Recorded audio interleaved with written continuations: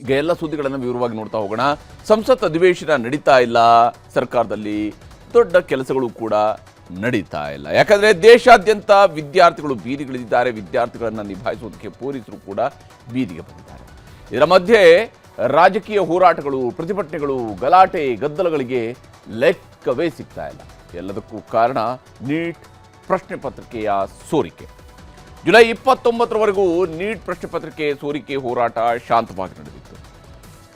ಧರ್ಮೇಂದ್ರ ಪ್ರಧಾನ್ ರಾಜೀನಾಮೆ ಕೇಳ್ತಿದ್ದಂತೆ ಜುಲೈ 20ಕ್ಕೆ ಸಂಸತ್ ಚಲೋ ರ್ಯಾಲಿಯನ್ನು ನಡೆಸಿದ್ರು. ಸಂಸತ್ ಭವನಕ್ಕೆ ಮುತ್ತಿಗೆ ಹಾಕೋದಕ್ಕೆ ಹೋದ್ರು. ಆಗ ವಿದ್ಯಾರ್ಥಿಗಳ ಮೇಲೆ ಲಾಠಿ ಚಾರ್ಜ್ ಮಾಡಿದ್ದು ದೇಶವ್ಯಾಪಿ ಕಿಚ್ಚು ಹತ್ತಿಸಿದೆ. ಪೊಲೀಸರ ಮೇಲೆ ವಿದ್ಯಾರ್ಥಿಗಳ ಮೇಲೆ ಪೊಲೀಸರು ನಡೆಸಿದಂತಹ ದಾಳಿಗಳಿಂದಾಗಿ ಕೇಂದ್ರ ಶಿಕ್ಷಣ ಸಚಿವ ಧರ್ಮೇಂದ್ರ ಪ್ರಧಾನ್ ರಾಜೀನಾಮೆ ಜೊತೆಗೆ ಪ್ರಧಾನಿ ಮೋದಿ ಅವರು ದೇಶದ ಯುವಜನತೆಯ ಕ್ಷಮೆ ಕೇಳಬೇಕು ಅಂತ ಕಾಂಗ್ರೆಸ್ ನಾಯಕರು ಹೋರಾಟ ಕೇಳಿದರು. ಅಲ್ಲಿಂದ ವಿದ್ಯಾರ್ಥಿಗಳ ಹೋರಾಟ ರಾಜಕೀಯ ತಿರುವನ್ನು ಪಡೆದುಕೊಳ್ಳೋದಕ್ಕೆ ಶುರುವಾಯಿತು. ಇಷ್ಟೆಲ್ಲ ರಾದ್ಧಾಂತಗಳು ಆದಮೇಲೆ ಪ್ರಧಾನಿ ನರೇಂದ್ರ ಮೋದಿ ಅವರು ಮೌನ ಮುರಿದಿದ್ದಾರೆ. ಪ್ರಶ್ನೆ ಪತ್ರಿಕೆ ಸೋರಿಕೆಯನ್ನು ಗಂಭೀರವಾಗಿ ಪರಿಗಣಿಸಿದ್ದೇವೆ. ಕೇಂದ್ರ ಸಚಿವ ಸಂಪುಟ ಸಭೆಯಲ್ಲಿ ಪೇಪರ್ ಸೋರಿಕೆ ವಿರುದ್ಧ ಇನ್ನಷ್ಟು ಕಠಿಣ ಕ್ರಮ ಆಗಲಿದೆ. ಹೀಗಾಗಿ ಒಂದು ಸಾಲಲ್ಲಿ ಪ್ರಧಾನಿ ಮೋದಿಯವರು ಎಕ್ಸ್ನಲ್ಲಿ ಪೋಸ್ಟ್ ಹಾಕಿದರು. ಇದರ ಜೊತೆಗೆ ಒಂದು ಸೆಲ್ಫಿ ವಿಡಿಯೋ ಹೇಳಿಕೆಯನ್ನು ಪ್ರಧಾನಿ ಮೋದಿ ರಾತ್ರಿ 12 ಗಂಟೆಗೆ ಕೊಟ್ಟರು. मैं जानता हूं कि पेपर लीक ये कोई मामूली विषय नहीं है. लाखों विद्यार्थी और उनके अभिभावकों के लिए बहुत ही पीड़ादायक, और इसलिए पेपर लीक घटना से अब तक पिछले 2.5 महीनों में अनेक विध कदम उठाए गए. गुनहगारों को पकड़ा गया है, वे जेल में पड़े हैं. मैंने आज फास्ट ट्रैक कोर्ट के लिए विभागों को निर्देश दिए थे. आज विभागों ने लगातार मेहनत करके देर रात मुझे मुसद्दा भी दे दिया. फास्ट ट्रैक कोर्ट और कठोर सजा के प्रावधान के साथ का ये मुसद्दा कैबिनेट में चर्चा होगी. कैबिनेट के साथियों के सुझाव के बाद उसका अंतिम रूप दिया जाएगा और सोमवार से संसद का दूसरा सप्ताह शुरू हो रहा है. तब जल्द से जल्द उस बिल को सदन में पारित कराने का प्रयास किया जाएगा. ಇನ್ನು ಮಧ್ಯರಾತ್ರಿ 12 ಗಂಟೆಗೆ ಪ್ರಧಾನಿ ಮೋದಿ ಅವರು ಕೊಟ್ಟಂತಹ ಈ ಸಂದೇಶ ಬೆಳಗಾಗೋದ್ರೊಳಗಡೆ ದೇಶಾದ್ಯಂತ ದೊಡ್ಡ ಚರ್ಚೆಯನ್ನು ಹುಟ್ಟುಹಾಕಿದೆ. ಸಂಪುಟ ಸಭೆಯಲ್ಲಿ ಏನು ನಿರ್ಣಯವನ್ನು ಕೈಗೊಳ್ಳುತ್ತಾರೆ, ಫಾಸ್ಟ್ ಟ್ರ್ಯಾಕ್ ಕೋರ್ಟ್ ಹೇಗೆ ಕೆಲಸ ಮಾಡುತ್ತೆ ಅನ್ನೋದರ ಬಗ್ಗೆ ಕುತೂಹಲಗಳು ಕೂಡ ಹೆಚ್ಚಾದವು. ಇದರ ಮಧ್ಯೆಯೇ ಪ್ರಧಾನಮಂತ್ರಿ ನರೇಂದ್ರ ಮೋದಿ ನೇತೃತ್ವದಲ್ಲಿ ಇವತ್ತು ಮಧ್ಯಾಹ್ನ ಕೇಂದ್ರ ಸಚಿವ ಸಂಪುಟ ಸಭೆಯಲ್ಲಿ ಮಸೂದೆಯ ಪ್ರಮುಖ ಅಂಶಗಳು ಹೊರಬಿದ್ದವು. ಸಾರ್ವಜನಿಕ ಪರೀಕ್ಷೆಯಲ್ಲಿ ಅನ್ಯಾಯ ಎಸಗಿದಂತಹ ವ್ಯಕ್ತಿಗಳ ವಿರುದ್ಧ ಇದಕ್ಕೆ ಕಾರಣಕ್ಕಾಗಿ ಸಾರ್ವಜನಿಕ ಪರೀಕ್ಷೆ ಅನ್ಯಾಯ ತಡೆಗಟ್ಟುವಿಕೆ ಕಾಯ್ದೆ 2024ಕ್ಕೆ ತಿದ್ದುಪಡಿ ತರುವುದಕ್ಕೆ ಮುಂದಾಗಿದ್ದಾರೆ. ಸೋಮವಾರ ಲೋಕಸಭೆ ಅಧಿವೇಶನದಲ್ಲಿ ಈ ಒಂದು ಮಸೂದೆಯನ್ನು ಮಂಡನೆ ಮಾಡೋದಕ್ಕೂ ಕೂಡ ಕೇಂದ್ರ ಸರ್ಕಾರ ಸಿದ್ಧತೆಯನ್ನು ಮಾಡಿಕೊಂಡಿದ್ದು, ಈ ಮಸೂದೆ ಜಾರಿಯಾದರೆ 10 ವರ್ಷದವರೆಗೆ ಜೈಲು ಶಿಕ್ಷೆ, 10 ಕೋಟಿ ರೂಪಾಯಿವರೆಗೂ ಕೂಡ ದಂಡ ವಿಧಿಸುವಂತಹ ಅವಕಾಶ ಇರುತ್ತೆ. ಆರೋಪಿಗಳಿಗೆ 3 ರಿಂದ 5 ವರ್ಷ ಜೈಲು ಶಿಕ್ಷೆ, 10 ಲಕ್ಷ ರೂಪಾಯಿವರೆಗೆ ದಂಡ. ಅಪರಾಧ ಮುಚ್ಚಿಡುವಂತಹ ಸಹಕಾರವನ್ನು ನೀಡಿದರೆ ಅಂತಹ ಸಂದರ್ಭದಲ್ಲಿ ಅಪರಾಧ ಮುಚ್ಚಿಡುವಂತಹ ಸಹಕಾರವನ್ನು ನೀಡುವಂತಹ ಸಂಸ್ಥೆಗೆ 1 ಕೋಟಿ ರೂಪಾಯಿವರೆಗೆ ದಂಡವನ್ನು ಹಾಕೋದಕ್ಕೆ ಮುಂದಾಗಿದ್ದಾರೆ. ಮತ್ತು ಸಂಘಟಿತ ಅಪರಾಧಗಳು ಏನಾದರೂ ಎಸಗಿದ್ರೆ 5 ರಿಂದ 10 ವರ್ಷಗಳವರೆಗಿನ ಜೈಲು ಹಾಗೂ 10 ಕೋಟಿ ರೂಪಾಯಿವರೆಗೆ ದಂಡವನ್ನು ವಿಧಿಸುವುದರ ಕಡೆಗೆ ಯೋಚನೆಯನ್ನು ಮಾಡಲಾಗಿದ್ದು ಮಸೂದೆಯನ್ನು ಮಂಡನೆ ಮಾಡಲಾಗುತ್ತೆ. ಇದಕ್ಕಾಗಿ 4 ರಾಜ್ಯಗಳಲ್ಲಿ 5 ಫಾಸ್ಟ್ ಟ್ರ್ಯಾಕ್ ಕೋರ್ಟ್ ಪೀಠಗಳನ್ನು ಕೂಡ ಸ್ಥಾಪಿಸುವುದಕ್ಕೆ ಮುಂದಾಗಿದ್ದಾರೆ. ಬಾಂಬೆ ಹೈಕೋರ್ಟ್ನಲ್ಲಿ 2 ಪೀಠ, ಭೋಪಾಲ್, ಕೋಲ್ಕತ್ತಾ ಹಾಗೂ ದೆಹಲಿಯಲ್ಲಿ 1 ಪೀಠವನ್ನು ರಚಿಸಲಾಗುತ್ತೆ. 3 ತಿಂಗಳೊಳಗೆ ಆರೋಪಿಗಳಿಗೆ ಶಿಕ್ಷೆ ಪ್ರಕಟಿಸುವಂಥದ್ದು ಕಡ್ಡಾಯ ಅನ್ನುವಂಥದ್ದನ್ನು ಕೂಡ ಮಾಡಿದ್ದಾರೆ. ಅಂದರೆ ಇನ್ನು ಮುಂದೆ ಪೇಪರ್ ಲೀಕ್ ಆದರೆ 3 ತಿಂಗಳೊಳಗಡೆ ಆರೋಪಿಗಳಿಗೆ ಶಿಕ್ಷೆಯೂ ಕೂಡ ಪ್ರಕಟ ಆಗುತ್ತೆ. ಮುಂದಿನ ವಾರವೇ ಕೋರ್ಟ್ಗೆ CBI ಚಾರ್ಜ್ ಶೀಟನ್ನು ಕೂಡ ಸಲ್ಲಿಕೆ ಮಾಡುತ್ತೆ. ಸೋಮವಾರವೇ ಲೋಕಸಭೆಯಲ್ಲಿ ಮಸೂದೆ ಮಂಡನೆ ಮಾಡುವಂಥದ್ದು, ಲೋಕಸಭೆಯಲ್ಲಿ ಒಪ್ಪಿಗೆ ಪಡೆದು ರಾಜ್ಯಸಭೆಯಲ್ಲೂ ಮಸೂದೆ ಪಾಸ್ ಮಾಡಬೇಕು. ಹೀಗಾಗಿಯೇ ಕೇಂದ್ರ ಗೃಹ ಸಚಿವ ಅಮಿತ್ ಶಾ ನೇತೃತ್ವದಲ್ಲಿ ಸಭೆಗಳ ಮೇಲೆ ಸಭೆಗಳನ್ನು ನಡೆಸಲಾಗ್ತಾ ಇದೆ. ಸಂಸತ್ ಭವನದಲ್ಲಿ ಗೃಹ ಸಚಿವ ಅಮಿತ್ ಶಾ ಅವರ ಕಚೇರಿಯಲ್ಲಿ ಇವತ್ತು ಸಂಜೆ 2ನೇ ಸುತ್ತಿನ ಸಭೆಯನ್ನು ನಡೆಸಲಾಯಿತು. ಸಭೆಯಲ್ಲಿ ಆರೋಗ್ಯ ಸಚಿವ JP ನಡ್ಡಾ, ಕಾನೂನು ಮತ್ತು ಸಂಸದೀಯ ವ್ಯವಹಾರಗಳ ಸಚಿವ ಕಿರಣ್ ರಿಜಿಜು, ಕೇಂದ್ರ ಶಿಕ್ಷಣ ಸಚಿವ ಧರ್ಮೇಂದ್ರ ಪ್ರಧಾನ್ ಸೇರಿದಂತೆ ಹಲವರು ಭಾಗಿಯಾಗಿದ್ದರು. ಸಾರ್ವಜನಿಕ ಪರೀಕ್ಷೆ ಅನ್ಯಾಯ ತಡೆಗಟ್ಟುವಿಕೆ ಕಾಯ್ದೆಯ ತಿದ್ದುಪಡಿ ಮಸೂದೆಯನ್ನು ಸೋಮವಾರ ಮಂಡನೆ ಮಾಡಬೇಕಿದೆ. ಹೀಗಾಗಿ ಸಣ್ಣ ಲೋಪದೋಷಗಳು ಕೂಡ ಆಗಬಾರದು. ತಿದ್ದುಪಡಿ ಮಸೂದೆಯಲ್ಲಿ ಪ್ರತಿಪಕ್ಷಗಳಿಗೆ ಸಣ್ಣ ಅಸ್ತ್ರವೂ ಕೂಡ ಸಿಗಬಾರದು.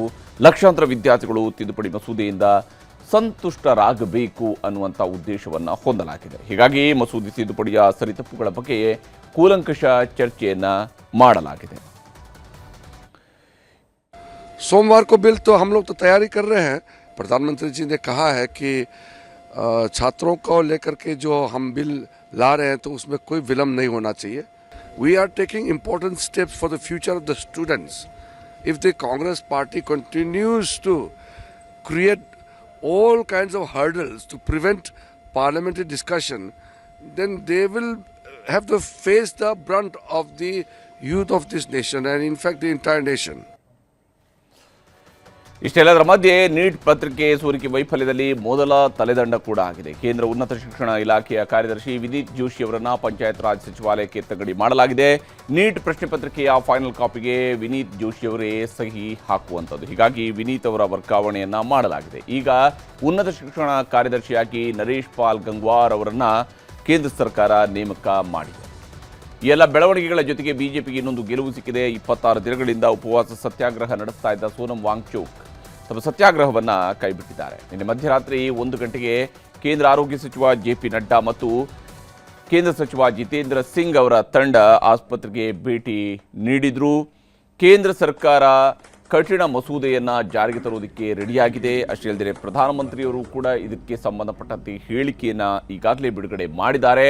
ಸೋಮವಾರವೇ ಮಸೂದೆ ಮಂಡನೆಯನ್ನು ಮಾಡಲಾಗುತ್ತೆ. ಫಾಸ್ಟ್ ಟ್ರ್ಯಾಕ್ ಕೋರ್ಟ್ಗಳನ್ನು ಕೂಡ ನಾವು ಮಾಡಿದ್ದೀವಿ. ಹೀಗಾಗಿ ತಾವು ಉಪವಾಸವನ್ನು ನಿಲ್ಲಿಸಬೇಕು ಅಂತ ಮನವಿ ಮಾಡಿದರು. ಆದರೆ ಸೋನಂ ವಾಂಗ್ಚುಕ್ ಅವರು ಒಪ್ಪಿರಲಿಲ್ಲ. ಅದಾದ ಮೇಲೆ ನೀವು ಉಪವಾಸ ಸತ್ಯಾಗ್ರಹ ಕೈಬಿಟ್ಟರೆ ದೇಶದಲ್ಲಿ ಶಾಂತಿ ನೆಲೆಸುತ್ತೆ, ಇಲ್ಲದೇ ಹೋದರೆ ಅಶಾಂತಿ ಸೃಷ್ಟಿ ಆಗ್ತಾನೆ ಇರುತ್ತೆ ಅನ್ನುವಂತಹ ಮನವಿಯನ್ನು ಕೂಡ ಮಾಡಿಕೊಂಡಿದ್ದಾರೆ.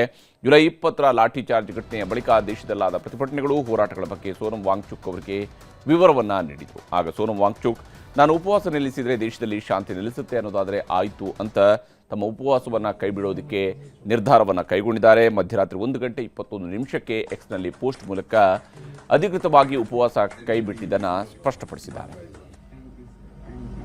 ಪರೀಕ್ಷಾ ಅವ್ಯವಸ್ಥೆಯ ಬಗ್ಗೆ ಭಾರತೀಯ ಸಂಸತ್ತಿನಲ್ಲಿ ಚರ್ಚಿಸಲಾಗುವುದು.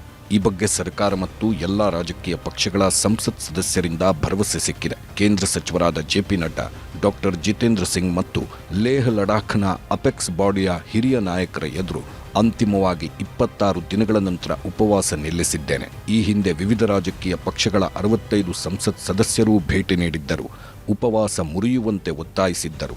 ಆದರೆ ವಿವಿಧ ಷರತ್ತುಗಳ ಮೇಲೆ ಸುದೀರ್ಘ ಮಾತುಕತೆಗಳ ನಂತರವೂ ವಿದ್ಯಾರ್ಥಿಗಳ ಮೇಲೆ ನಡೆದ ಹಲ್ಲೆಯಿಂದ ನನ್ನ ಮನಸ್ಸಿಗೆ ನೋವಾಗಿತ್ತು. ಹಿಂಸಾಚಾರ ಹೆಚ್ಚಾಗುವ ಆತಂಕ ಮತ್ತು ದೇಶದಲ್ಲಿ ಸಂಭವನೀಯ ಹಿಂಸಾಚಾರ ನಿಲ್ಲಿಸುವ ದೃಷ್ಟಿಯಿಂದ ನಾನು ಉಪವಾಸವನ್ನು ಕೊನೆ ಮಾಡುತ್ತಿದ್ದೇನೆ. ಎಲ್ಲರಲ್ಲೂ ನನ್ನ ಮನವಿ ಇಷ್ಟೇ, ಎಲ್ಲಿಯೂ ಯಾವುದೇ ರೀತಿಯ ಹಿಂಸಾಚಾರಕ್ಕೆ ಅವಕಾಶ ನೀಡಬೇಡಿ, ಜಾಗರೂಕರಾಗಿರಿ. ಸೋನಂ ವಾಂಗ್ಚುಕ್ ಉಪವಾಸ ನಿಲ್ಲಿಸಿದ್ದನ್ನು ಘೋಷಿಸ್ತಾ ಇದ್ದಂತೆ ಮಧ್ಯರಾತ್ರಿ 1 ಗಂಟೆ 27 ನಿಮಿಷಕ್ಕೆ ಪ್ರಧಾನಿ ಮೋದಿ ಅವರು ಧನ್ಯವಾದ ಹೇಳಿ ಟ್ವೀಟ್ ಅನ್ನು ಮಾಡಿದರು. ವೈದ್ಯರ ಸಲಹೆದಂತೆ ಸೋನಂಜಿ ತಮ್ಮ ದಿನಚರಿಯನ್ನು ಅನುಸರಿಸಲಿ, ಸಾಧ್ಯವಾದಷ್ಟು ಬೇಗ ಸೋನಂಜಿ ದೇಹದ ತೂಕವನ್ನು ಹೆಚ್ಚಿಸಿಕೊಂಡು ಆರೋಗ್ಯ ಕಾಪಾಡಿಕೊಳ್ಳಲಿ ಅಂತ ಭಗವಂತನಲ್ಲಿ ಪ್ರಾರ್ಥಿಸ್ತೇನೆ ಅಂತ ಪ್ರಧಾನಿ ಮೋದಿ ಮಧ್ಯರಾತ್ರಿ ಪೋಸ್ಟ್ ಕೂಡ ಹಾಕಿದ್ರು. ಇನ್ನು ಬೀಸೋದೊಣ್ಣೆಯಿಂದ ತಪ್ಪಿಸ್ಕೊಂಡ್ರೆ 100 ವರ್ಷ ಆಯ್ಸಂತೆ, ಆದರೆ ಸ್ಟೂಡೆಂಟ್ಸ್ ಪ್ರೊಟೆಸ್ಟಿಂದ ತಪ್ಪಿಸ್ಕೊಂಡ್ರೆ ಸಾಕು ಅಂತ ಈಗಾಗಲೇ ಪ್ರಧಾನವ್ರನ್ನ ಬಚಾವ್ ಮಾಡುವ ಉದ್ದೇಶವೂ ಕೂಡ ಇದರ ಒಂದು ಭಾಗ ಅಂತ ಪರಿಗಣಿಸಲಾಗಿದ್ದು ಮಸೂದೆಯನ್ನು ತರಲಾಗ್ತಾ ಇದೆ. ಆದರೆ ಕಾಂಗ್ರೆಸ್ ಮಾತ್ರ ಟೀಕಿಸುವುದನ್ನು ಬಿಡ್ತಾ ಇಲ್ಲ. ಸಂಸತ್ತಿನ ಮಳೆಗಾಲದ ಅಧಿವೇಶನದ 5ನೇ ದಿನವೂ ಕೂಡ ನಡೆಸೋದಕ್ಕೆ ಕಾಂಗ್ರೆಸ್ ಮತ್ತು ಮಿತ್ರ ಪಕ್ಷಗಳು ಬಿಡಲಿಲ್ಲ. ನೀಟ್ ಪ್ರಶ್ನೆ ಪತ್ರಿಕೆ ಸೋರಿಕೆಯ ಹೊಣೆ ಹೊತ್ತು ಧರ್ಮೇಂದ್ರ ಪ್ರಧಾನ್ ಅವರು ರಾಜೀನಾಮೆ ಕೊಡಲೇಬೇಕು ಅಂತ ಪ್ರತಿಪಕ್ಷದವರು ಪಟ್ಟು ಹಿಡ್ಕೊಂಡಿದ್ದಾರೆ. ಹಾಗಾಗಿನೇ 5ನೇ ದಿನದ ಲೋಕಸಭೆ ಅಧಿವೇಶನ ಅರ್ಧಕ್ಕೆ ನಿಲ್ಲಿಸಿ ಮುಂದೂಡಿಕೆ ಮಾಡಲಾಗಿದೆ. ರಾಜ್ಯಸಭೆಯಲ್ಲೂ ಅಧಿವೇಶನ ನಡೆಸೋದಕ್ಕೆ ಪ್ರತಿಪಕ್ಷಗಳು ಇವತ್ತು ಅವಕಾಶವನ್ನು ಕೊಡಲಿಲ್ಲ. ಸಂಸತ್ ಭವನದ ಹೊರಗೂ ಪ್ರತಿಭಟನೆಯನ್ನು ನಿಲ್ಲಿಸಲಿಲ್ಲ. ಒಂದು ಕಡೆ ಕಾಂಗ್ರೆಸ್ ನಾಯಕರೆಲ್ಲ ಪ್ರತಿಭಟನೆಯನ್ನು ಮಾಡ್ತಾ ಇದ್ದಾರೆ, ಇನ್ನೊಂದು ಕಡೆ ರಾಹುಲ್ ಗಾಂಧಿ ಗಾಯಗೊಂಡ ವಿದ್ಯಾರ್ಥಿಯನ್ನು ಮಾಧ್ಯಮಗಳ ಮುಂದೆ ಕರ್ಕೊಂಡು ಬಂದಿದ್ದರು. ಜುಲೈ 20ರಂದು ಪೊಲೀಸರು ಬರೀ ಲಾಠಿ ಚಾರ್ಜ್ ನಡೆಸಿಲ್ಲ, ಪೆಲೆಟ್ ಗನ್ಗಳನ್ನು ಬಳಸಿ ದೌರ್ಜನ್ಯ ಎಸಗಿದ್ದಾರೆ. ಗಾಯಗೊಂಡಿರೋ ಈ ವಿದ್ಯಾರ್ಥಿ ನನ್ನ ಸಹೋದರನ ಕಣ್ಣೆ ಡ್ಯಾಮೇಜ್ ಆಗಿದೆ ಅಂತ ಗಾಯಗಳನ್ನೆಲ್ಲ ತೋರಿಸಿದರು. सरकार ने कहा है कि कोई पैलेट गन यूज नहीं हुई, कहा है ना, ये देखिए, ये है पैलेट गन, थोड़ा घूम जाओ, इसको कहते हैं पैलेट गन. इसको इसको कहते हैं पैलेट गन।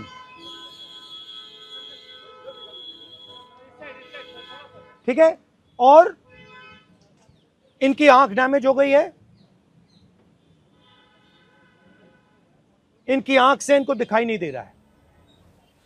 ರಾಹುಲ್ ಗಾಂಧಿ ಇಷ್ಟಕ್ಕೆ ಸುಮ್ಮನಾಗಲಿಲ್ಲ. ಧರ್ಮೇಂದ್ರ ಪ್ರಧಾನ್ ಕ್ರಿಮಿನಲ್ ಶಿಕ್ಷಣ ಸಚಿವ ರಾಜೀನಾಮೆ ಕೊಡಲೇಬೇಕು ಅಂತ ಏಕವಚನದಲ್ಲಿ ವಾಗ್ದಾಳಿಯನ್ನು ಕೂಡ ನಡೆಸಿದ್ದಾರೆ. ವಿದ್ಯಾರ್ಥಿಗಳನ್ನು ಥಳಿಸಿದವರಿಗೆ ಶಿಕ್ಷೆ ಆಗಬೇಕು, ಪ್ರಧಾನಿ ಮೋದಿ ಅವರು ದೇಶದ ಕ್ಷಮೆ ಕೇಳಬೇಕು ಅಂತ ಆಗ್ರಹಿಸಿದ್ದಾರೆ. Dharmendra Pradhan is a criminal education minister. He has to be removed. He is a symbol of the collapse of our education system. He has to go. दूसरी मांग कि ये जो हमारे फ्यूचर पे गोली चलाए हैं, लाठी मारे हैं, उन पर कार्रवाई होनी चाहिए। और तीसरी मांग कि नरेंद्र मोदी जी जो पूरे सिस्टम के ऑपरेटर हैं, वो ऐसे जैसे हजारों युवाओं से माफी मांगे। ಇನ್ನೊಂದು ಕಡೆ ರಾಜ್ಯಸಭೆಯ ವಿರೋಧ ಪಕ್ಷದ ನಾಯಕರಾಗಿರುವ ಎಐಸಿಸಿ ಅಧ್ಯಕ್ಷ ಮಲ್ಲಿಕಾರ್ಜುನ ಖರ್ಗೆ ಮೋದಿಯವರ ಮಿಡ್ನೈಟ್ ಹೇಳಿಕೆಯ ವಿರುದ್ಧ ಆಕ್ರೋಶವನ್ನು ಹೊರಹಾಕಿದರು. ಮಧ್ಯರಾತ್ರಿ 12 ಗಂಟೆಗೆ ಸೆಲ್ಫಿ ವಿಡಿಯೋ ಮಾಡಿದರೆ ಯಾರೂ ಕೇಳೋದಿಲ್ಲ, ಸಂಸತ್ ಅಧಿವೇಶನದಲ್ಲಿ ಬಂದು ಪ್ರಧಾನಿಯವರು ಮಾತನಾಡಲಿ ಅಂತ ಆಗ್ರಹಿಸಿದ್ದಾರೆ. अगर उनको कुछ बोलना है तो सदन में बोलना चाहिए, तभी हम वो ऑथेंटिक बात उनकी समझेंगे। जब वो आएंगे स्टेटमेंट करने दो उनको, रात के 12 बजे करने के बजाय दिन में पार्लियामेंट में आके अगर वो कहे क्या कहना चाहते हैं हम देखेंगे। ಒಂದು ಕಡೆ ಪ್ರಧಾನಿ ಮೋದಿಯವರನ್ನ ಪ್ರತಿಪಕ್ಷಗಳು ಟಾರ್ಗೆಟ್ ಮಾಡಿವೆ, ಇನ್ನೊಂದು ಕಡೆ ಧರ್ಮೇಂದ್ರ ಪ್ರಧಾನ್ ರಾಜೀನಾಮೆಗೆ ಕಾಕ್ರೋಚ್ ಜನತಾ ಪಾರ್ಟಿಯವರು ನಾಳೆ ಡೆಡ್ಲೈನ್ ಅನ್ನು ಕೊಟ್ಟಿದ್ದಾರೆ. ಕೇಂದ್ರ ಸಚಿವ ಜೆಪಿ ನಡ್ಡಾ ಅವರನ್ನ ಇವತ್ತು ಮತ್ತೆ ಕಾಕ್ರೋಚ್ ಜನತಾ ಪಕ್ಷದ ವಕ್ತಾರರಾಗಿರುವ ಸೌರವ್ ದಾಸ್ ಮತ್ತು ಅಶುತೋಷ್ ರಂಕ ಭೇಟಿ ಮಾಡಿದರು.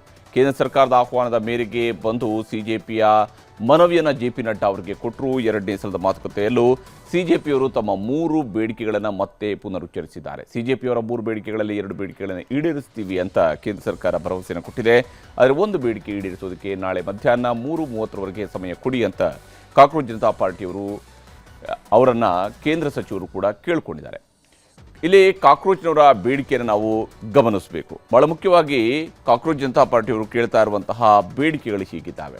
ಅವರ ಪ್ರಮುಖ ಬೇಡಿಕೆ ಧರ್ಮೇಂದ್ರ ಪ್ರಧಾನ್ ಅವರಾಗಿಯೇ ರಾಜೀನಾಮೆಯನ್ನು ಕೊಡಬೇಕು, ಇಲ್ಲದೆ ಹೋದರೆ ಒಂದು ವೇಳೆ ಅವರು ರಾಜೀನಾಮೆಯನ್ನು ಕೊಟ್ಟಿಲ್ಲ ಅಂತೇಳಿ ಆದರೆ ಅವ್ರನ್ನ ಸಂಪುಟದಿಂದ ಮೋದಿ ಸರ್ಕಾರ ವಜಾ ಮಾಡಬೇಕು ಅಂತ ಕೇಳ್ತಾ ಇದ್ದಾರೆ. ಇದಕ್ಕೆ ಕೇಂದ್ರ ಸರ್ಕಾರ ಹೇಳಿದ್ದು ನಾಳೆ ಮಧ್ಯಾಹ್ನ 3:30 ಟೈಮ್ ಕೊಡಿ, ಸರ್ಕಾರದ ಉನ್ನತ ನಾಯಕರ ಜೊತೆಗೆ ಮಾತನಾಡ್ತೀವಿ, ನಾಳೆ ನಿಮ್ಮ ಜೊತೆಗೆ 3ನೇ ಸುತ್ತಿನ ಮಾತುಕತೆಯನ್ನು ನಡೆಸ್ತೀವಿ ಅಂತ ಹೇಳಿದ್ದಾರೆ. ಹಾಗೆಯೇ ಕಾಕ್ರೋಚ್ನವರ ಇನ್ನೊಂದು ಬೇಡಿಕೆ ಇದ್ದಂಥದ್ದು ಮೃತ 21 ನೀಟ್ ಆಕಾಂಕ್ಷಿಗಳ ಕುಟುಂಬಕ್ಕೆ ತಲಾ 1 ಕೋಟಿ ರೂಪಾಯಿಗಳ ಪರಿಹಾರವನ್ನು ಘೋಷಣೆ ಮಾಡಬೇಕು ಅಂತ. ಇದಕ್ಕೆ ಕೇಂದ್ರ ಸರ್ಕಾರ ಆಯಿತು ಪರಿಹಾರ ಘೋಷಣೆ ಮಾಡೋಣ ಅಂತ ಹೇಳಿದ್ದು, ಪರಿಹಾರವನ್ನು ಕೊಡೋದಕ್ಕಿಂತ ಮುಂಚಿತವಾಗಿ ನೀವು ಪ್ರತಿಭಟನೆಯನ್ನು ಕೈ ಬಿಡಬೇಕು ಅಂತ ಕೇಳಿಕೊಂಡಿದ್ದಾರೆ.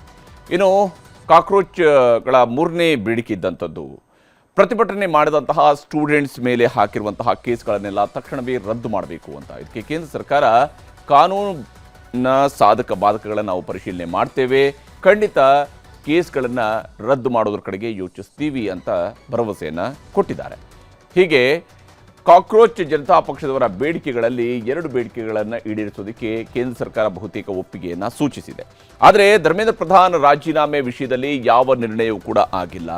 ನಾಳೆ ಮಧ್ಯಾಹ್ನ 3:30 ಪ್ರಧಾನ್ ರಾಜೀನಾಮೆ ಆಗದೇ ಹೋದರೆ ದೇಶವ್ಯಾಪಿ ಹೋರಾಟಕ್ಕೆ ಕರೆ ಕೊಡ್ತೀವಿ ಅಂತ ಕೇಂದ್ರ ಸಚಿವರಿಗೆ ಸಿಜೆಪಿಯವರು ಸಂದೇಶವನ್ನು ಕೊಟ್ಟಿದ್ದಾರೆ. Entire country, wherever these protests are happening, they have a single point demand that Dharmendra Pradhan has to accept accountability and resign or be fired from the cabinet. There is no way that this can be negotiated over. We have told the government has told us that they will talk to their top leadership and they will get back to us tomorrow at 3:30. That if tomorrow we don't see any movement towards a resolution, then either tomorrow or day after we'll be giving a nationwide bigger call than 20th July for us to be able to address this issue and continue with the protest. ಹೀಗೆ ಧರ್ಮೇಂದ್ರ ಪ್ರಧಾನ್ ರಾಜೀನಾಮೆ ಕೊಡದೇ ಹೋದರೆ July 20 ಮಾದರಿಯಲ್ಲಿ ದೇಶವ್ಯಾಪಿ ಹೋರಾಟಕ್ಕೆ ಸಿಜೆಪಿಯವರು ಸಜ್ಜಾಗಿದ್ದಾರೆ. ಇನ್ನೊಂದು ಕಡೆ ಜುಲೈ 20 ನಡೆದಿದ್ದಂತಹ ಲಾಠಿ ಚಾರ್ಜ್ ಅನ್ನು ಖಂಡಿಸಿ ಸಲ್ಲಿಸಿದ 2 ಅರ್ಜಿಗಳ ವಿಚಾರಣೆಗೆ ಸುಪ್ರೀಂ ಕೋರ್ಟ್ ಇವತ್ತು ಒಪ್ಪಿಗೆಯನ್ನು ಸೂಚಿಸಿದೆ. ನೀಟ್ ಪ್ರಶ್ನೆ ಪತ್ರಿಕೆ ಸೋರಿಕೆ ವಿರುದ್ಧ ಪ್ರತಿಭಟನೆ ನಡೆಸ್ತಾ ಇದ್ದ ವಿದ್ಯಾರ್ಥಿಗಳ ಮೇಲಿನ ಪೊಲೀಸರು ದೌರ್ಜನ್ಯದ ವಿಚಾರಕ್ಕೆ ಸಂಬಂಧಪಟ್ಟಂತೆ ಅವರ ವಿರುದ್ಧ ಕಾನೂನು ಕ್ರಮಕ್ಕೆ ಸೂಚನೆಯನ್ನು ನೀಡಬೇಕು ಅಂತ ಸುಪ್ರೀಂ ಕೋರ್ಟ್ಗೆ ಸಿಜೆಪಿಯಿಂದ 2 ಪ್ರತ್ಯೇಕ ಅರ್ಜಿಗಳು ಸಲ್ಲಿಕೆ ಆಗಿತ್ತು. ಬುಧವಾರವಷ್ಟೇ ಸುಪ್ರೀಂ ಕೋರ್ಟ್ ಅರ್ಜಿ ವಿಚಾರಣೆಯನ್ನು ಕೇಳಿದಾಗ ನಾವು ಮಾಡೋದಿಲ್ಲ, ನಮ್ಮ ಸಮಯ ಹಾಳು ಮಾಡಬೇಡಿ ಅಂತ ಹೇಳಿದರು. ಆದರೆ ಇವತ್ತು ಅದೇ ಅರ್ಜಿಗಳ ವಿಚಾರಣೆಗೆ ಒಪ್ಪಿಗೆಯನ್ನು ನೀಡಿದೆ. ಜುಲೈ 27 ಸೋಮವಾರ ಮುಖ್ಯ ನ್ಯಾಯಮೂರ್ತಿ ಸೂರ್ಯಕಾಂತ್ ಹಾಗೂ ನ್ಯಾಯಮೂರ್ತಿಗಳಾದ ಜೋಯ್ ಮಲ್ಯ ಬಾಗ್ಚಿ ಮತ್ತು ವಿ ಮೋಹನ್ ಅವರಿದ್ದಂತಹ ಪೀಠ ವಿಚಾರಣೆಗೆ ಸಹಮತವನ್ನು ಸೂಚಿಸಿದೆ. ಇನ್ನು ನೀಟ್ ಪ್ರಶ್ನೆ ಪತ್ರಿಕೆ ಸೋರಿಕೆ ಕೇಸ್ನಲ್ಲಿ ಪ್ರಧಾನ್ ರಾಜೀನಾಮೆಗಾಗಿ ದೆಹಲಿಯಲ್ಲಿ ಸಿಜೆಪಿಯವರು ಪ್ರತಿಭಟನೆಯನ್ನು ಕಂಟಿನ್ಯೂ ಮಾಡಿದ್ದಾರೆ. ಆದರೆ ದೆಹಲಿಯಲ್ಲಿ ಸಿಜೆಪಿ ಪ್ರತಿಭಟನೆಯನ್ನು ಖಂಡಿಸಿ ರಾಜ್ಯದಲ್ಲಿ ಬಿಜೆಪಿಯವರು ಪ್ರತಿಭಟನೆಯನ್ನು ಮಾಡ್ತಾ ಇದ್ದಾರೆ. ಹಾಸನದಲ್ಲಿ ಮಾನವ ಸರಪಳಿಯನ್ನು ರಚಿಸಿ ಬಿಜೆಪಿ ವತಿಯಿಂದ ಪ್ರತಿಭಟನೆಯನ್ನು ಮಾಡಲಾಯಿತು. ಇಲ್ಲಿ ವಿದ್ಯಾರ್ಥಿಗಳನ್ನು ರಾಜಕೀಯವಾಗಿ ಬಳಸಿಕೊಳ್ಳಲಾಗ್ತಾ ಇದೆ, ದೇಶ ವಿರೋಧಿ ಶಕ್ತಿಗಳು ವಿದ್ಯಾರ್ಥಿಗಳ ದಿಕ್ಕು ತಪ್ಪಿಸ್ತಾ ಇದ್ದಾವೆ ಅಂತ ಪ್ರತಿಭಟನಾಕಾರರು ಆರೋಪವನ್ನು ಮಾಡಿದ್ದಾರೆ. ಹಾಗೆಯೇ ಪ್ರಧಾನಿ ನಿವಾಸಕ್ಕೆ ಕಾಂಗ್ರೆಸ್ ನಾಯಕರು ನುಗ್ಗೋದಕ್ಕೆ ಯತ್ನಿಸಿದ ವಿಚಾರವಾಗಿ ಬೆಳಗಾವಿಯಲ್ಲಿ ಬಿಜೆಪಿ ನಾಯಕರು ಪ್ರತಿಭಟನೆಯನ್ನು ನಡೆಸಿದರು. ಕಾಂಗ್ರೆಸ್ ಕಚೇರಿಗೆ ನುಗ್ಗೋದಕ್ಕೆ ಯತ್ನಿಸಿದಾಗ ಪೊಲೀಸರು ಹಾಗೂ ಬಿಜೆಪಿ ನಾಯಕರ ನಡುವೆ ದೊಡ್ಡ ವಾಗ್ವಾದ ನಡೆದಿದೆ. ಇನ್ನು ಕಲಬುರಗಿಯಲ್ಲಿ ಕಾಂಗ್ರೆಸ್ ಕಚೇರಿಯವರೆಗೆ ಪ್ರತಿಭಟನೆಯನ್ನು ನಡೆಸಿದಂತಹ ಬಿಜೆಪಿ ಕಾರ್ಯಕರ್ತರನ್ನ ಮಾರ್ಗ ಮಧ್ಯೆಯೇ ಪೊಲೀಸರು ತಡೆದು ನಿಲ್ಲಿಸಿದರು. ಈ ವೇಳೆ ಪೊಲೀಸರು ಹಾಗೂ ಬಿಜೆಪಿ ನಾಯಕರ ನಡುವೆ ನೂಕಾಟ ತಳ್ಳಾಟ ದೊಡ್ಡ ಮಟ್ಟದಲ್ಲಿ ನಡೆಯಿತು. ಹಾಗೆಯೇ ಸಿಜೆಪಿ ಹೆಸರಲ್ಲಿ ಕಾಂಗ್ರೆಸ್ ಅವರು ರಾಜಕೀಯ ಮಾಡ್ತಿದ್ದಾರೆ ಅಂತ ಕೋಲಾರದಲ್ಲಿ ಬಿಜೆಪಿ ಪ್ರತಿಭಟನೆಯನ್ನು ಕೂಡ ದೊಡ್ಡದಾಗಿ ಮಾಡಿದೆ. ದೇಶದಲ್ಲಿ ಅರಾಜಕತೆಯನ್ನು ಸೃಷ್ಟಿಸುವುದಕ್ಕೆ ರಾಹುಲ್ ಗಾಂಧಿ ಹೊರಟಿದ್ದಾರೆ ಅಂತ ಧಿಕ್ಕಾರ ಕೂಗಿದರು. ಹೀಗೆ ಬೇರೆ ಬೇರೆ ಕಡೆಗಳಲ್ಲಿ ಹೋರಾಟ ನಡೆದಿದೆ. ಚಿತ್ರದುರ್ಗ, ವಿಜಯಪುರ ಸೇರಿದಂತೆ ರಾಜ್ಯದ ಬಹುತೇಕ ಎಲ್ಲ ಜಿಲ್ಲೆಗಳಲ್ಲೂ ಸಿಜೆಪಿ ಮತ್ತು ಕಾಂಗ್ರೆಸ್ ವಿರುದ್ಧ ಬಿಜೆಪಿಯವರು ದೊಡ್ಡ ಪ್ರತಿಭಟನೆಯನ್ನು ಮಾಡ್ತಾ ಇದ್ದಾರೆ. ಈ ಮಧ್ಯೆ ಬಿಜೆಪಿಯ ವಿಧಾನ ಪರಿಷತ್ ಸದಸ್ಯ ಸಿಟಿ ರವಿ ಪ್ರತಿಭಟನೆಯ ವೇಳೆ ಮುಸ್ಲಿಂ ಮೌಲ್ವಿಗಳ ಬಗ್ಗೆ ವಿವಾದಿತ ಹೇಳಿಕೆಯನ್ನು ಕೊಟ್ಟರು. ಮುಲ್ಲಾಗಳ ಎದೆ ಸೀಳಿದ್ರೆ 3 ಅಕ್ಷರ ಇರಲ್ಲ, ಸಿಎಎ ಎನ್ಆರ್ಸಿಗೂ ನೀಟ್ಗೂ ಏನು ಸಂಬಂಧ, ಪ್ರತಿಭಟನೆಯಲ್ಲಿ ತುಕಡೆ ಗ್ಯಾಂಗ್ ಭಾಗಿಯಾಗಿದ್ಯಾಕೆ ಅಂತೆಲ್ಲ ಉದ್ದುದ್ದ ಭಾಷಣವನ್ನು ಮಾಡಿದ್ದಾರೆ. ಮುಲ್ಲಾನಿಗೂ ನೀಟ್ ಎಕ್ಸಾಮ್ಗೂ ಏನ್ ಸಂಬಂಧ? ಎದೆ ಸೀಳಿದ್ರೆ 3 ಅಕ್ಷರ ಬರಲ್ಲ. ಆತ ಬಂದು ನೀಟ್ ವಿರುದ್ಧ ಹೋರಾಟ ಅಂತೆ, ಧರ್ಮೇಂದ್ರ ಪ್ರಧಾನ್ ರಾಜೀನಾಮೆ ಕೊಡ್ಬೇಕಂತೆ, ಮೋದಿ ಹಠಾವಂತೆ. ನಾನು ನಿಮ್ಮನ್ನ ಕೇಳಕ್ ಬಯಸ್ತೇನೆ, ನಿನ್ನ ಎದೆ ಸೀಳಿದ್ರೆ 3 ಅಕ್ಷರ ನಿಮ್ಮ ಎದೆ ಒಳಗಡೆ ಇಲ್ಲ, ನೀನು ನೀಟ್ ಬಗ್ಗೆ ಮಾತಾಡ್ತೀಯ?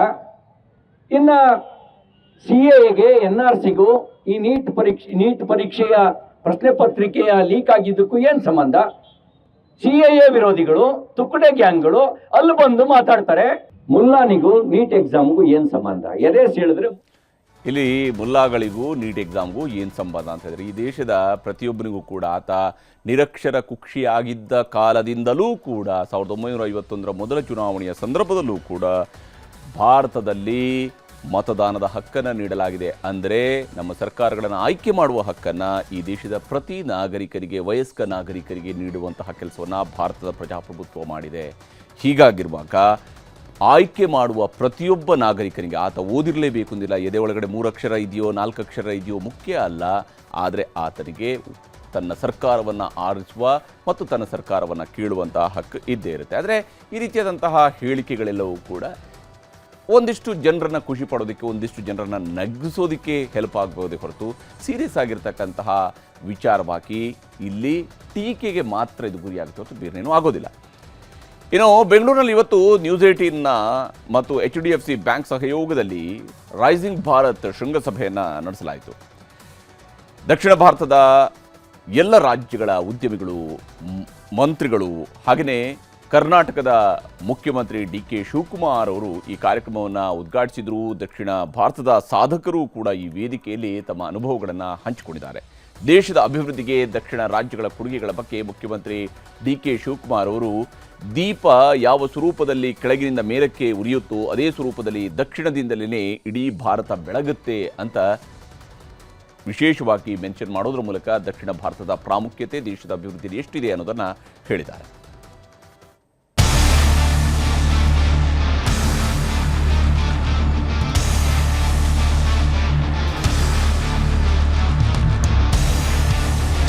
ರೈಸಿಂಗ್ ಭಾರತ್ ಶೃಂಗಸಭೆ ನ್ಯೂಸ್ 18 ಆಯೋಜಿಸಿದ್ದ ದೇಶದ ಅತಿ ದೊಡ್ಡ ಕಾರ್ಯಕ್ರಮ ಇವತ್ತು ಬೆಂಗಳೂರಲ್ಲಿ ಯಶಸ್ವಿಯಾಗಿ ನಡೆಯಿತು.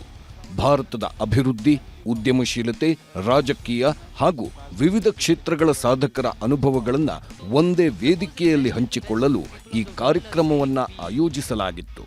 ಕರ್ನಾಟಕದ ಮುಖ್ಯಮಂತ್ರಿ ಡಿಕೆ ಶಿವಕುಮಾರ್ ರೈಸಿಂಗ್ ಭಾರತ್ ಕಾರ್ಯಕ್ರಮ ಉದ್ಘಾಟಿಸಿ ದೇಶದ ಅಭಿವೃದ್ಧಿಗೆ ದಕ್ಷಿಣ ಭಾರತ ಎಷ್ಟು ಮುಖ್ಯ ಅಂತ ಹೇಳಿದ್ರು. Rising Bharat is done from the south, it can't come from the north. So That's an amazing way of putting it. see, you can see this lamp which has lit. It glows from the south, so not from the north. So India is being shining through the southern part. That is the strength of South India. I'm not telling only Bangalore. It is the South India. ಜಾಗತಿಕ ಮಟ್ಟದ ಸ್ಪರ್ಧೆಗಳ ಬಗ್ಗೆ ಕೈಗಾರಿಕಾ ಸಚಿವ MB Patil ಅವರು ಮಾತನಾಡಿದ್ರು. ರಾಜ್ಯದಲ್ಲಿ ಅರಾಜಕತೆಗೆ ಅವಕಾಶವಿಲ್ಲ ಹಾಗೂ ಕಾನೂನು ಎಲ್ಲರಿಗೂ ಒಂದೇ ಅಂತ ಗೃಹ ಸಚಿವ ಪ್ರಿಯಾಂಕ್ ಖರ್ಗೆ ಹೇಳಿದ್ರು. See, Karnataka ecosystem is not now. It is pre-independence, 100 years back. You take HAL, BL, BHAL, ISRO, Indians of Science. So that led to the earlier ecosystem which our elders have built for us. Any investment that comes to Karnataka or Tamil Nadu or Telangana is diverted big time. It goes to Modi ji's favorite states. ದೇಶದಲ್ಲಿ ಹೊಸ ಸಂಚಲನ ಸೃಷ್ಟಿಸಿರೋ footpath ತೆರವಿನ ಬಗ್ಗೆ ಬೆಂಗಳೂರು ನಗರಾಭಿವೃದ್ಧಿ ಸಚಿವ ಕೃಷ್ಣ ಬೈರೇಗೌಡ ಉಪಮುಖ್ಯಮಂತ್ರಿ doctor G Parameshwar ಸ್ಪಷ್ಟನೆ ನೀಡಿದ್ರು. It is not only the street vendors who are encroaching on the footpaths.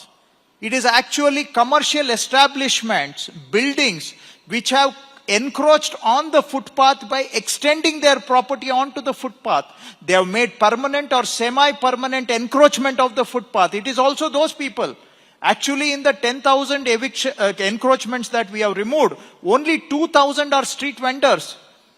There are about 2,500 properties which have the commercial properties which have encroached on the footpath. Think about 70 acres of land just near Devnalli to develop a sports city. On all the district levels, we want to develop stadiums, infrastructure in terms of indoor sports. All this we are planning. So, of course, we definitely ask the government of India also. ಬೆಂಗಳೂರಲ್ಲಿ ನಡೆದ ಈ ಐತಿಹಾಸಿಕ news 18 Rising Bharat ಶೃಂಗಸಭೆಯಲ್ಲಿ ಆಂಧ್ರಪ್ರದೇಶ, ತೆಲಂಗಾಣ, ಕೇರಳ ಮತ್ತು ತಮಿಳುನಾಡಿನ ಮಂತ್ರಿಗಳು ಕೂಡ ಭಾಗಿಯಾಗಿದ್ರು. ದೇಶದ ಬೆಳವಣಿಗೆಗೆ ದಕ್ಷಿಣ ಭಾರತದ ಕೊಡುಗೆಗಳ ಬಗ್ಗೆ ಪ್ರಸ್ತಾಪಿಸಿದ್ರು. As you rightly told, the legacy of Karnataka and especially the Bangalore always leads in front. And we see Karnataka, especially the Bangalore, as our healthy competitor. For giving us this mandate.